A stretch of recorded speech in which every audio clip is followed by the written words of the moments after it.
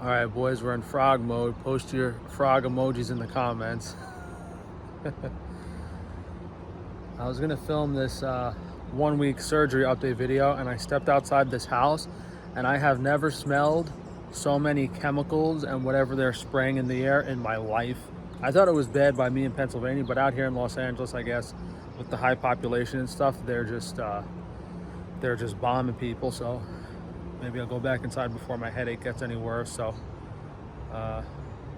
the strabismus might correct the strabismus, which is strabismus is the eye misalignment. It might correct itself in a few weeks. It might not. The doctor did say my eyes were straight when they completed the surgery.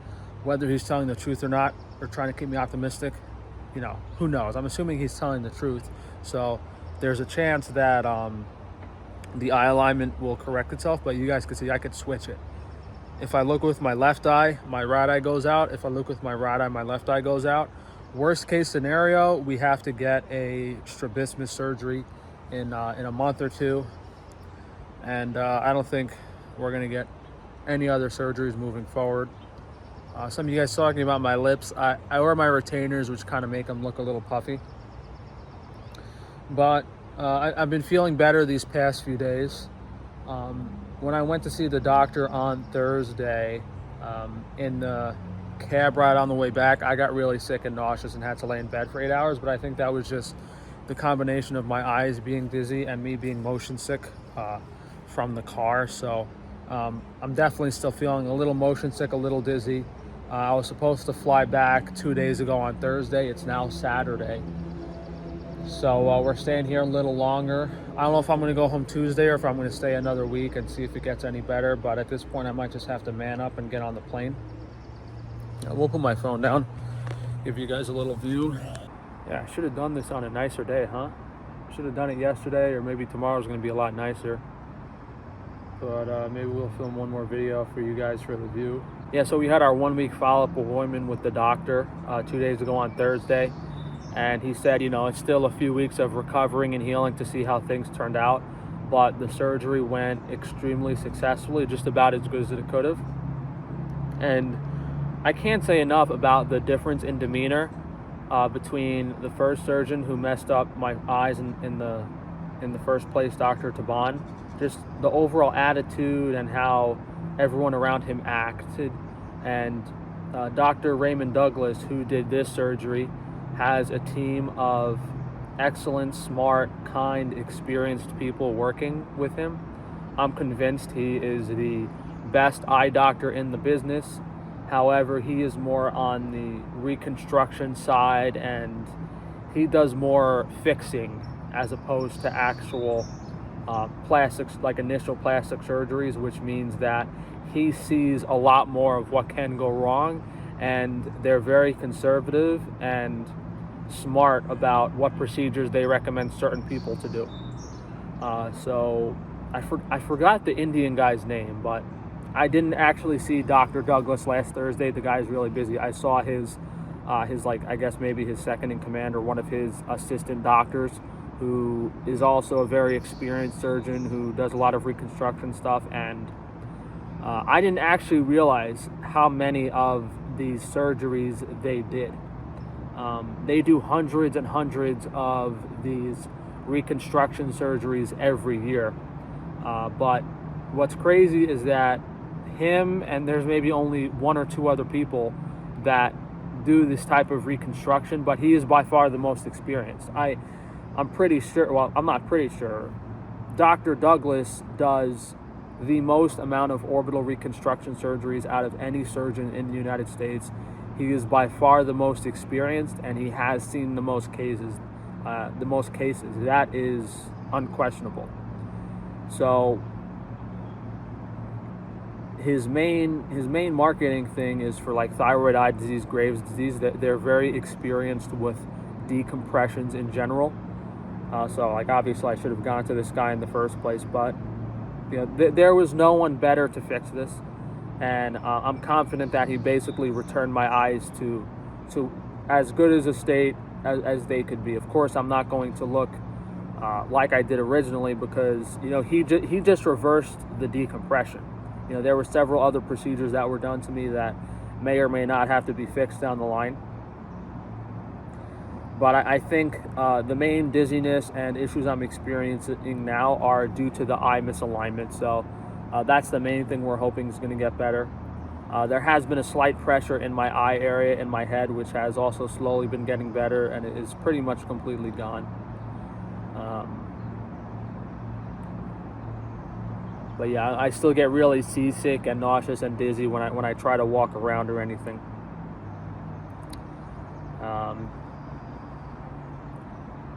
Recovery-wise, and what you go through in these surgeries, these doctors definitely underestimate it, and I can't blame them because they don't want to scare you. They don't want to scare you out of getting a surgery. But you honestly might want to be prepared to spend a very significant amount of money on nursing and on aftercare, and making sure you have the right medications available. And all of these facilities in Beverly Hills are very expensive. I'm kind of friends with the people here in the house, so I paid them their normal rate, which is around $2,000 a night for a few nights, and now I'm just paying like a hotel rate, which is much cheaper, but I don't have a nurse or anything. But it's a little nicer. I can stay here instead of getting an Airbnb. But those first few nights with the nurse, pretty much I think are mandatory for most surgeries. So yeah, most people save up a lot of money and they're trying to save money and they don't want to spend it. But because if you got to pay, I had to pay almost over $30,000 for this surgery, which is why I did the fundraiser, which is why I'm like asking you guys for help and trying to get some more sales on my business, because I need to pay off my credit card. So it was very, very expensive. And then on top of that $30,000, my stay over here, my food, my accommodations and everything are probably going to be around $10,000. So it's very, very expensive. And, I worked very hard, for many years. I saved up a lot of money to get that initial surgery, and everything that happened after, I wasn't prepared for. It basically bankrupted me. And I might actually have to file bankruptcy, but I'm trying not to. That's why I'm trying to push sales and ask you guys for help with everything. But I'm getting like shadow banned and censored, so my story's not getting out there, so I'm not really getting any donations from outsiders, which is unfortunate, but it's whatever. I'm doing the best with the situation that I can. But I don't really know if there's a lot that I can talk about in relevance to this surgery, because as I've said, we're just waiting for recovery. We're waiting to see how things go. I think I've already explained what the possibilities are in the past video, like, hey, maybe we need strabismus surgery, maybe we need to get the eyelids critiqued a little bit, maybe we need to get some fat grafting in certain areas, but we're definitely not going to do anything extreme moving forward. I've definitely pushed my luck, and there's no reason for me to try to max out the next percent. Like, redoing the implants is incredibly risky. That's out of the question. That's something I talked to the doctor about on Thursday, and he educated me on how risky and how dangerous the implants in these areas are, mainly due to the nerves and the location of tendons. So that's completely out of the question. If my eyelids are off a little bit, that's not that big of a deal to fix. Fat grafting seems to be very safe, and that might fix some of the asymmetries if it's necessary. But those are very, very minimally invasive, and those are very easy. We shouldn't have to worry about those. But anything major like further implants or fixing other parts of my face, completely out of the question from a risk perspective. The only reason I can't recommend other people get plastic surgery is because what I've been through. What I went through initially was a very high risk surgery, but I might have been the worst botch that guy has ever done. I haven't seen any botches worse than mine from Dr. Taban. So, how crazy is that? You go to the best plastic surgeon, the most famous one, and you end up being his worst botch case ever. Don't remove that from the realm of possibilities. That's, you could be going to the most experienced surgeon. It could be the easiest surgery ever, really routine stuff. But what if that surgeon has the worst day of his life? That could have been what happened. And that's likely what happened to me when he messed up all four. You know, maybe in other surgeries he's performed on other people, when he does these 3 or 4 surgeries at once, maybe he messed up 1 or 2 of them and it didn't look that bad. But the combination of him messing up all 4 of those surgeries on me to various degrees is what made this such a horrific case. And then the system isn't set up to help you, you know. Like, what that doctor should have done was, you know, give me my money back from the surgery and then help pay for the other procedures. Instead, it was the opposite. You know, I'm still like going after him in videos and trying to get some compensation, but it's really corrupt and it's disgusting. And most people were in worse situations than me. I was fortunate to have some money saved up, which I spent on these surgeries trying to correct my vision. So you'll just never be ready for the worst case scenario, you know. I was like in my head, oh, maybe just 1 or 2 revisions if he messes up the first surgery. And here I am 10 procedures later still talking about getting more surgeries to fix this. So it's really, really unfortunate. I was thinking last night, the piece of advice I would give to people, if you're so unhappy with your appearance that you're suicidal, then you can get the surgery. And even then, I would still only go to the best surgeons, which are very expensive. So if you're so upset with your appearance and you're unhappy and you're literally suicidal, then technically you have nothing to lose.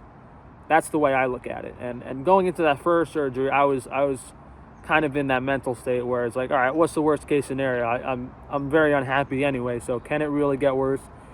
You just have to be very objective and be 100% certain that you are in a negative enough mental state that it can't get worse.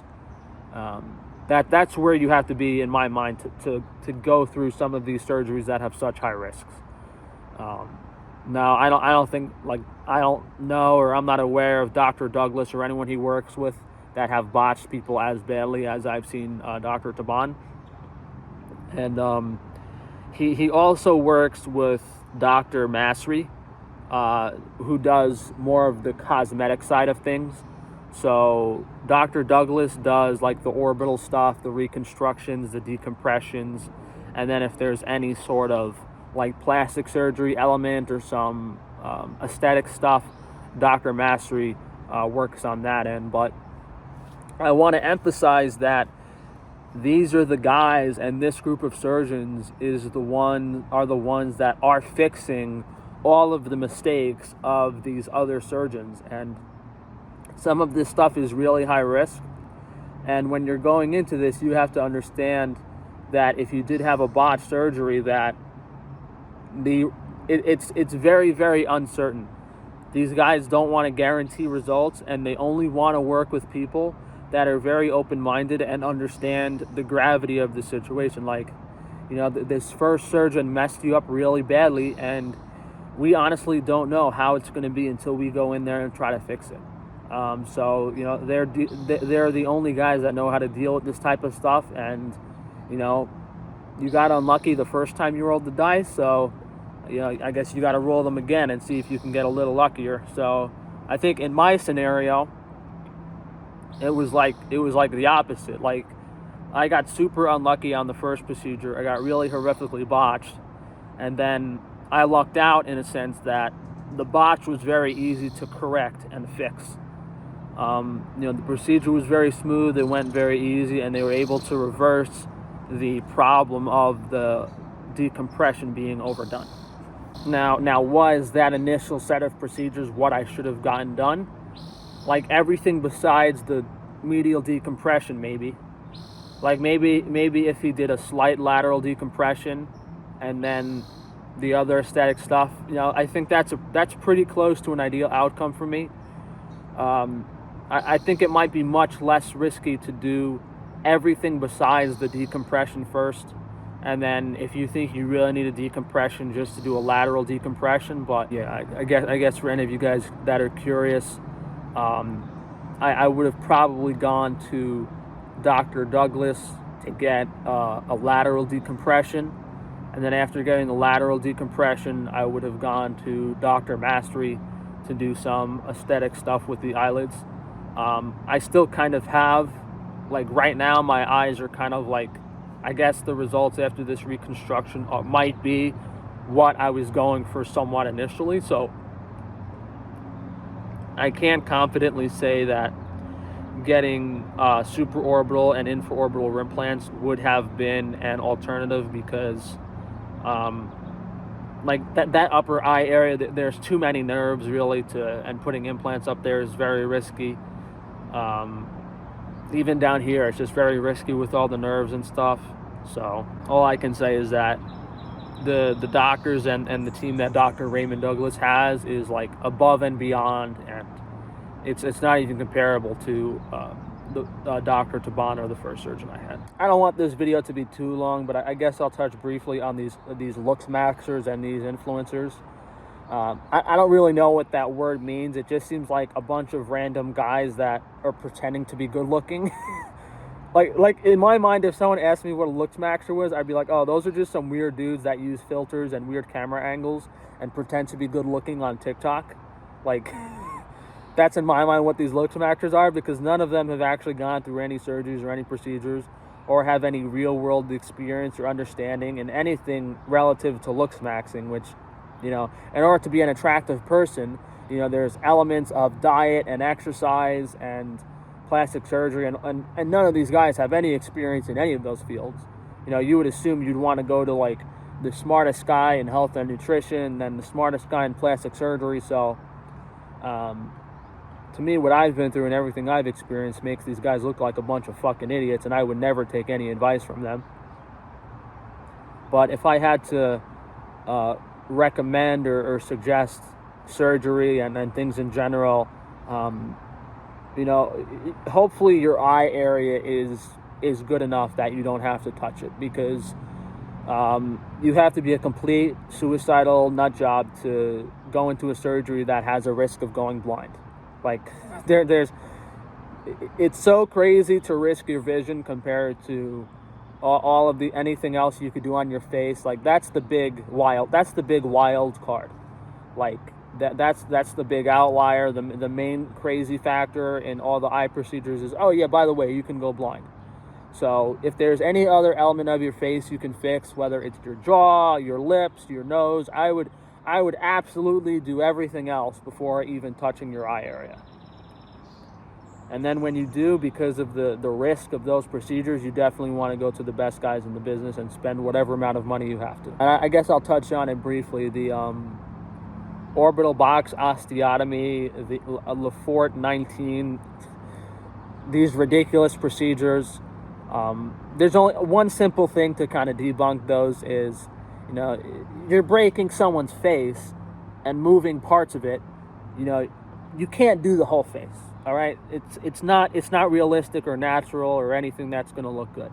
You know, you're breaking the person's orbital and stretching it. You know, you can't stretch their lower face. You can't stretch their jaw and chin. You can't stretch their forehead. What do you get? Why don't you install some magnets in the dude's skull and start stretching it? Like, there are some things that are so beyond ridiculous and invasive that they're completely out of the question, and those are the procedures that I consider.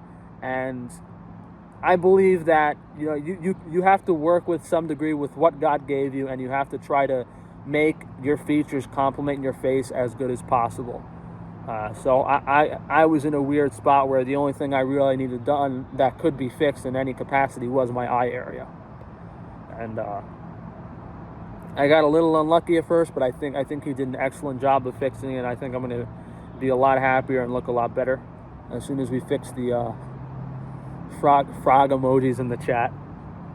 The first dude that posted that frog emoji, I was laughing for like 10 minutes straight. Very funny. I was thinking of going out. I'm kind of woozy, but I kind of wanted to do a restaurant vlog, so we might go out with an eye patch or something. I didn't bring my handkerchief, my bandana though, which would have been funny, because then I would have really looked like a pirate. Like, imagine the eye patch and the handkerchief fucking look completely like a pirate. I mean, with just the eye patch and the hat, you kind of look like a pirate too. Anyway, that's my 1 week update. Hopefully I continue to feel a little better. In a few weeks, the the eyes kind of go back to normal. But yeah, there's not, after the main thing that's changed since the first update video is after speaking to the surgeon, it doesn't look like I'm going to be doing really any crazy or any invasive surgeries moving forward. They're not going to be necessary. So if you guys can please, I guess, just support the businesses. I always feel bad asking for help. I always try my best. Like, I was working really hard on the social media pages. I made like a new TikTok page just for the business. I took out a small loan to try to promote it, to push some sales, and they just banned me and censored me. So it's completely ridiculous and disgusting.